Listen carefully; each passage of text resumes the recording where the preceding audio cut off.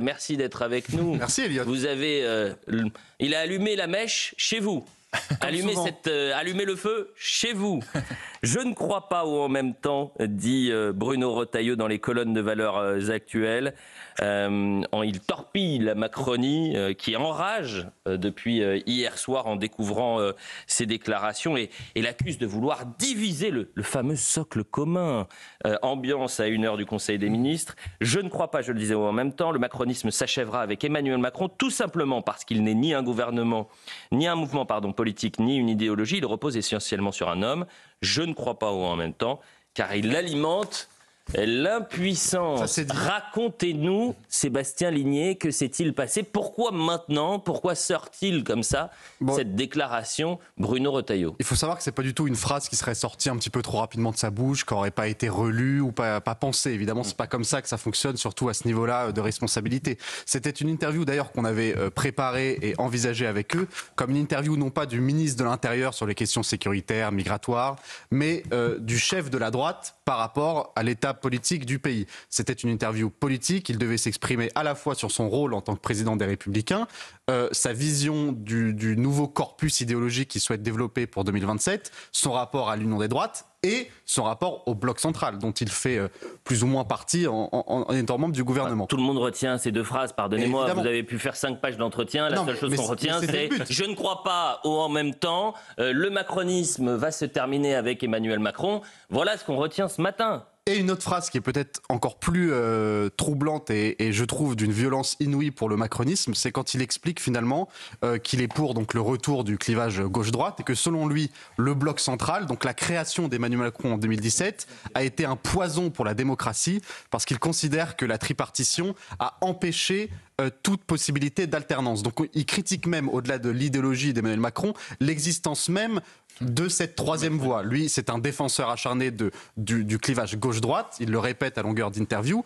Ce n'est pas très étonnant en réalité de la part de Bruno Retailleau quand on connaît ses convictions maintenant depuis plus de 30 ans. Ce qui est étonnant, c'est que c'est une charge inédite d'un ministre en exercice contre Emmanuel Macron, qui n'a jamais été aussi déstabilisé de l'intérieur. On a la chance d'avoir les meilleurs journalistes politiques de France et de Navarre. Jules Torres, Sébastien Ligné et Thomas Bonnet, c'est un peu les to be free en ce moment de l'Assemblée nationale, des 5 colonnes. Donc, écoutez, c'est un vrai boys band, ce trio-là. Donc, Thomas Bonnet, quelle analyse vous faites de ces déclarations? Pourquoi sort-il du bois maintenant et pourquoi allume-t-il le feu alors qu'on est en plein été? Normalement, c'est tranquille. Là. On prépare l'été, on prépare les vacances. En fait, chaque interview de Bruno Retailleau, celle-là est peut-être la plus parlante parce qu'il va peut-être là le plus loin dans les colonnes de Valeurs Actuelles, mais sur l'aide médicale d'État, sur l'Algérie, sur les énergies renouvelables, maintenant sur le concept même de en même temps, à chaque fois, il jette une pierre dans le jardin d'Emmanuel Macron.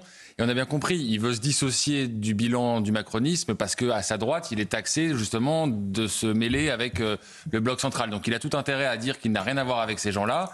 Les arguments qu'il oppose, moi, je les trouve plutôt pertinents. Et ce qui m'intéresse, c'est la réaction, et je pense qu'on va en parler, des macronistes. Parce que on y vient dans 5 minutes, mais c'est une pépite. Simplement, c'est absolument incroyable, parce qu'il n'y a aucun argument qui est opposé à Bruno Retailleau. C'est que des arguments moraux. C'est ça. Donc, je crois que même eux partagent ce constat, et j'en veux pour preuve. Dernières élections législatives, les candidats macronistes avaient tous retiré le visage d'Emmanuel Macron de leur tract, ou presque. Ils voulaient avoir mes souvenirs sont bons parce que j'ai vu qu'il y avait une fin de règne quand même. Le parti, j'ai vu Ambroise Méjean qui est le représentant des jeunes avec Macron. Ouais. Les jeunes avec Macron, ça s'appelle plus les jeunes avec Macron, ça s'appelle les jeunes en marche. Allez m'expliquer pourquoi. Tiens, c'est une bonne question ça qu'on devrait poser à monsieur Méjean. On devrait l'appeler, tiens, on va essayer de l'avoir en FaceTime, Ambroise Méjean. Il fulmine depuis hier soir. Quoi? Mais qu'a-t-il dit? Honteux. Il fait le jeu des extrêmes, Bruno Retailleau. Jules Torres. Moi, ce que je trouve extrêmement intéressant, c'est le timing. Et si je ne me trompe pas, l'interview a été réalisée la semaine dernière. Le Valeurs Actuelles boucle le lundi. Et donc, l'interview était déjà préfabriquée avant ce week-end. Exactement. D'accord. Et donc, ce qui est intéressant, c'est que ce week-end, on a eu une autre actualité record historique. C'est l'impopularité historique du président de la République, de François Bayrou. Plus de 82% de Français insatisfaits du Premier ministre et du président de la République. Et donc, à ce moment-là, et même donc avant, Bruno Retailleau décide d'accorder une sorte de rupture, de montrer qu'il est en total désaccord. Parce qu'avant Valeurs Actuelles, il y a eu le Figaro, dans lequel on voit bien que le duel se tend avec Jean-Noël Barrot et Emmanuel Macron. Et là, c'est une ligne de plus dans la page que veut écrire Bruno Retailleau, et ça commence par la rupture avec le macronisme, parce qu'il ne peut absolument pas être qualifié d'otage du macronisme. Une actualité politique en chasse une autre, et c'est vrai qu'il y a tellement de déclarations politiques qu'on en oublie certaines. Mais le mariage entre Bruno Retailleau et la Macronie, ce mariage-là, il était mort-né dès le début. Mais rappelez-vous, quand il dit l'état de droit, quand il parle de l'état de droit, merci, et c'était dans les colonnes du JDD, il se fait cartonné par la Macronie. Ça commence comme ça. C'est un mariage écrit depuis le début. Est-ce que ça a déjà été un mariage? Et le soir même, Gabriel Attal va sur le... Thomas Bonnet. Va faire une déclaration où il fait un communiqué en demandant des garanties sur les sujets sociétaux à Bruno Retailleau qui doit s'en expliquer ensuite au 20. Gabriel Attal qui prend aussi un tacle. Sébastien Ligné. Alors Georges Fenech, maintenant qu'on a eu l'analyse des journalistes politiques, là c'est l'homme d'expérience. Très pertinent. Merci. Non, moi je pense qu'il y a une grande cohérence chez Bruno Retailleau. Il n'a jamais dit d'ailleurs qu'il se mariait avec la Macronie. Il a toujours expliqué sa présence au gouvernement pour empêcher l'ultra-gauche d'y rentrer, voyez-vous. Donc qu'il fasse part de son opposition ou en même temps ou à d'autres sujets de Macron, moi ça me paraît tout à fait cohérent. La difficulté nouvelle, c'est qu'il est dans ce gouvernement qui a un socle commun, mais c'était... est-ce qu'on peut arrêter ces expressions qui ne veulent rien dire? Le socle commun. C'est Michel Barnier qui l'a inventé. Non, mais vous pouvez me le définir, le socle commun? Ça veut dire quoi, le socle commun? Les marcheurs de la première heure. C'est quoi le socle commun? Bruno Retailleau soit pour une majorité, une opposition, mais je crois qu'il y a une très large majorité de Français qui veulent une démocratie avec une majorité, une opposition. Il n'y a rien de scandaleux dans ce qu'il a dit. Alors ensuite, on ira sur le fond. On ira sur le fond dans un instant. On écoutera les déclarations de la Macronie. En fait, la Macronie déteste une chose, c'est la contradiction. Un peu comme l'extrême gauche d'ailleurs. Le centre et l'extrême gauche, c'est blanc bonnet et bonnet blanc sur les questions de débat. Vous ne pouvez pas débattre avec eux, sinon on entre sur un terrain moral. Vous voulez diviser, vous faites le jeu des extrêmes. La gauche en réalité. Non, mais et la Macronie aujourd'hui, c'est l'aile gauche. Je parle pas des idées. Macron. Je parle de l'incapacité qu'on pourrait avoir parfois à débattre. Chaque fois, c'est vous faites le jeu des extrêmes. Chaque fois. Bien sûr. La gauche, quand on critique Najat Vallaud-Belkacem à la Cour des comptes, on fait le jeu des extrêmes. Mais il a toujours été extrêmement cohérent, Bruno Retailleau. Avant d'entrer au gouvernement, il tenait la même ligne. Maintenant qu'il y rentrait, il tient la même ligne. Ce qui est quand même étonnant, c'est quand vous acceptez d'être au gouvernement, on peut s'attendre à ce que vous fassiez quelques concessions. Bruno Retailleau n'en fait pas, mais le résultat, c'est qu'il est extrêmement esseulé sur beaucoup de sujets, et notamment l'Algérie, l'insécurité, l'immigration. Jules Torres. C'est extrêmement intéressant ce que dit Sarah, puisqu'en réalité, au-delà du jeu politicien qu'on décèle assez facilement, il y a vraiment un ras-le-bol.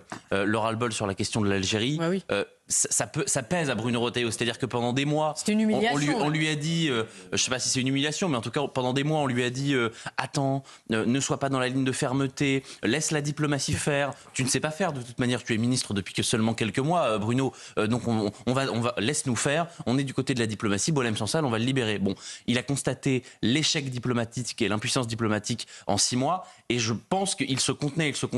Et là, il a décidé finalement, voilà, il y va, quoi. Thomas Bonnet, dans 1 heure, il y a le Conseil des ministres. Et demain, on a le droit d'y assister ou pas? Demain, il y a un entretien entre Emmanuel Macron et Bruno Retailleau. Mais je vais vous dire, je pense que Emmanuel Macron n'est pas du tout insatisfait de la déclaration de Bruno Retailleau. Pour la simple et bonne raison que Bruno Retailleau dit quoi? Il dit la seule personne qui fait vivre la Macronie, c'est Emmanuel Macron. Oui, sur l'impuissance quand même. Il désingue aussi le fait que ce n'est qu'un progressisme moderne, que le macronisme n'est qu'une suite de l'idéologie 68arde qui a été développée, qui a déconstruit tous les socles. Je ne suis pas sûr qu'Emmanuel Macron soit ravi de cette interview. Ça date pas d'hier que les deux personnages partagent des idées complètement différentes. Non, mais qu'un ministre de l'Intérieur en exercice le dise de telle manière, c'est assez inédit. Et d'ailleurs, certes, il est isolé. Sébastien Ligné, l'homme qui a mis le feu dans ce gouvernement, je le dis aux auditeurs d'Europe 1 et aux téléspectateurs. Il n'a jamais été aussi puissant, parce que s'il sort une phrase pareille, c'est qu'il sait qu'il est intouchable en réalité. Il sait très bien que si Bruno Retailleau venait à quitter le gouvernement, c'est la fin de ce fameux socle commun que vous détestez, de Val, et c'est la fin de ce gouvernement. C'est l'expression que je ne supporte pas, ça ne veut strictement rien dire. Le socle commun, il est en position de force, il peut tout se permettre. Et Bruno Retailleau, s'il perd son poste, je pense qu'il qui s'en remettra, contrairement à d'autres. Sébastien Lénier, vous devriez rester un peu discret. En plein été, au moment où les gens sont en vacances, profitent un peu de la plage, sont heureux de nous retrouver sur CNews. Moi, je voulais commencer par le Tour de France, une actualité positive. Et vous publiez cette interview qui vient foutre le feu au gouvernement. Alors, juste pour Emmanuel Macron, pardonnez-moi, il a l'expérience d'un ministre qui a des ambitions présidentielles et qui peut tacler le gouvernement dans lequel il est. Puisqu'Emmanuel Macron avait fait ça sous François Hollande. On a des archives, on va les découvrir dans un instant. Donc je vous dis, ce sont les macronistes crépusculaires qui sont en colère ce matin.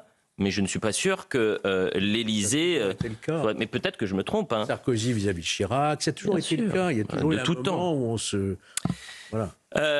On va écouter, quelques réactions, parce que je le disais, la Macronie ne supporte pas la contradiction et ne supporte pas d'être mis en difficulté par, et pourquoi pas, ce fameux socle commun. Elisabeth Borne a dit quoi ? Bruno Retailleau, le macronisme est une idéologie et un parti politique tenté.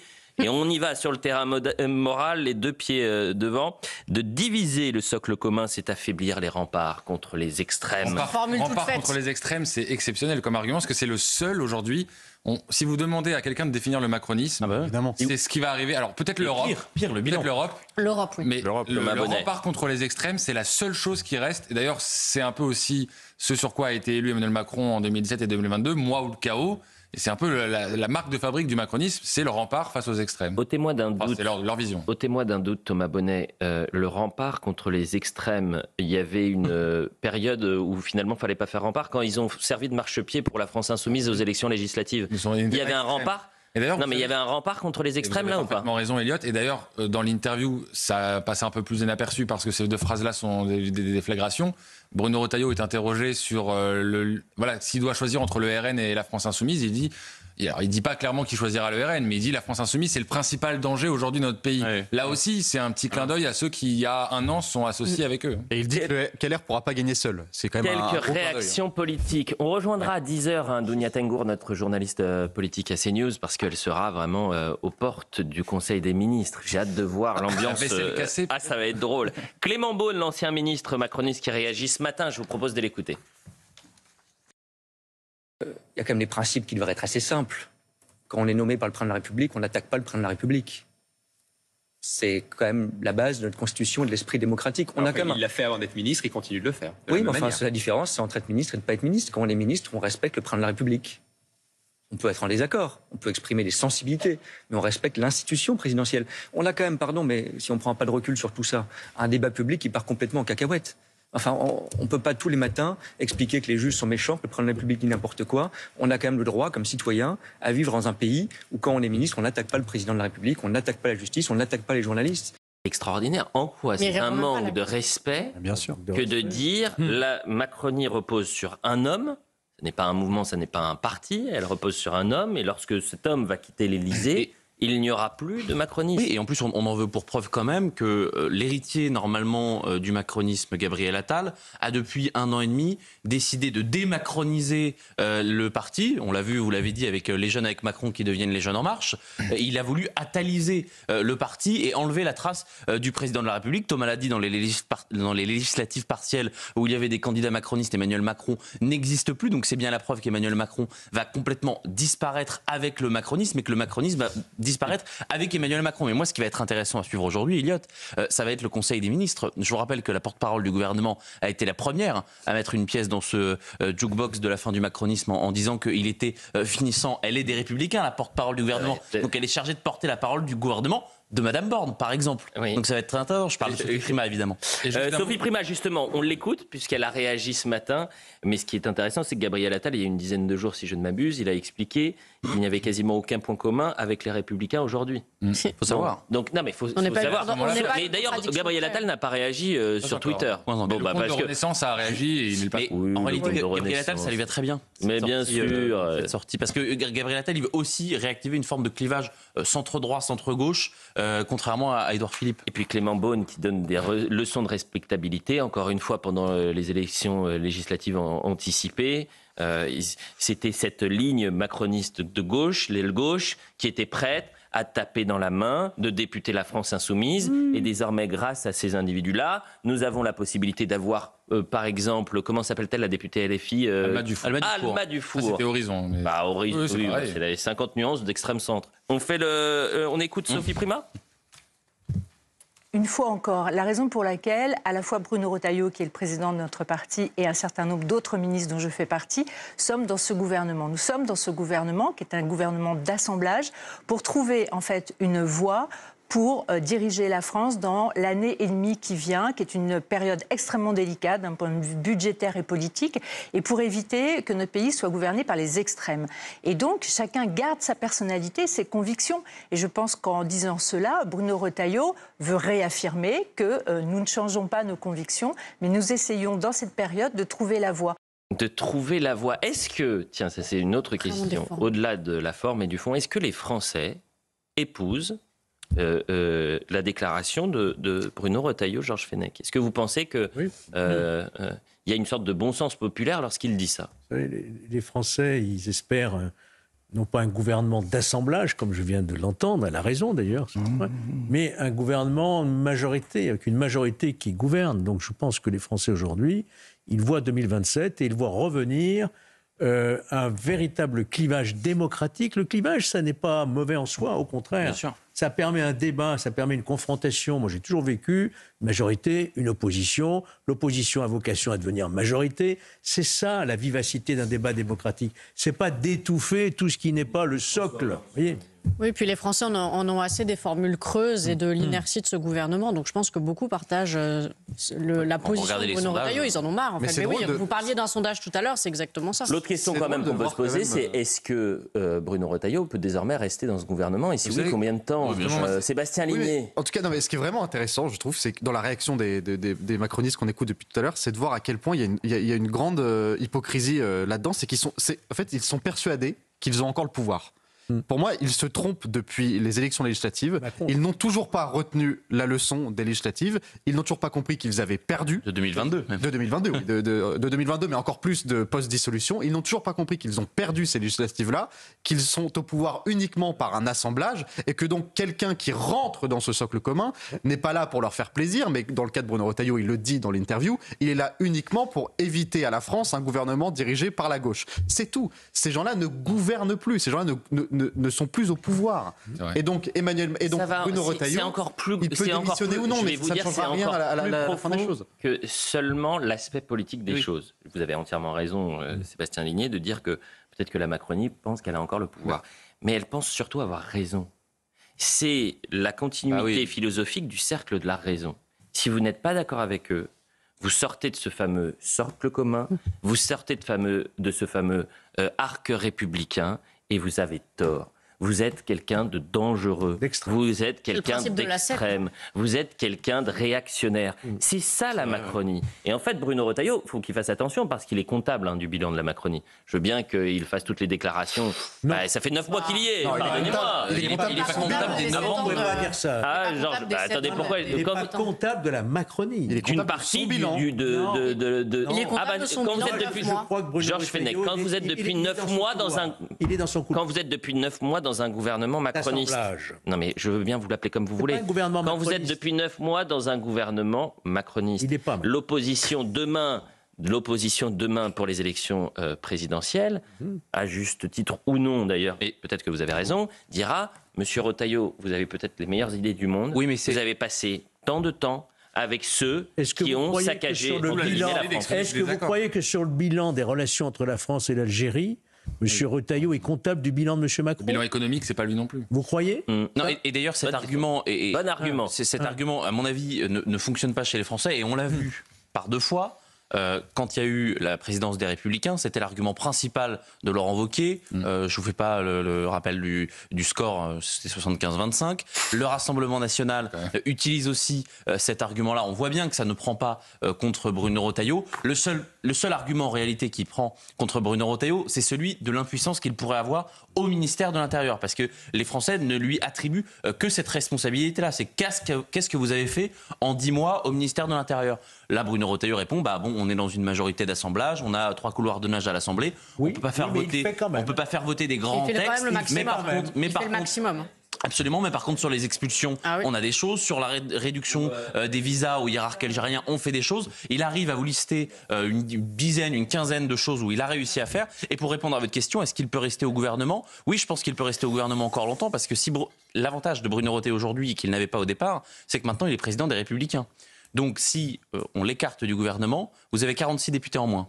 Bon courage pour trouver une majorité. Mais vous allez retrouver vos premiers amours. C'est la gauche. Pardonnez-moi. Vous vous tournez vers un socle commun à gauche. Et Gabriel Attal, Elisabeth Borne, Monsieur Bonne, ils sont très contents. Oui, mais ils sont à peine 200. Comment? Ils sont à peine 200.